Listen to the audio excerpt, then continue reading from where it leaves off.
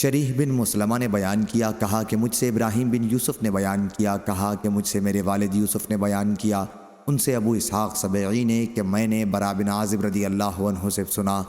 وہ بیان کرتے تھے کہ غزوہ احزاب کے موقع پر رسول اللہ صلی اللہ علیہ وسلم کو میں نے دیکھا کہ خندق کھودتے ہوئے اس کے اندر سے آپ بھی مٹی اٹھا اٹھا کر لا رہے ہیں۔ آپ کے بدن مبارک کی کھال مٹی سے اٹ گئی تھی، آپ کے سینے سے پیٹ تک گھنے بالوں کی ایک لکیر تھی۔ میں نے خود سنا کہ حضور صلی اللہ علیہ وسلم ابن رواحہ رضی اللہ عنہ کے رجزی اشعار مٹی اٹھاتے ہوئے پڑھ رہے تھے،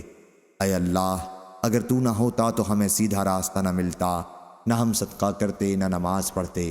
بس ہم پر تو اپنی طرف سے سکنیت نازل فرما، اور اگر ہمارا آمنا سامنا ہو جائے تو ہمیں ثابت قدمی عطا فرما۔ یہ لوگ ہمارے اوپر ظلم سے چڑھائے ہیں، جب یہ ہم سے کوئی فتنہ چاہتے ہیں تو ہم ان کی نہیں سنتے۔ راوی نے بیان کیا کہ حضور صلی اللہ علیہ وسلم آخری کلمات کو کھینچ کر پڑھتے تھے۔ صحیح بخاری حدیث نمبر 4106۔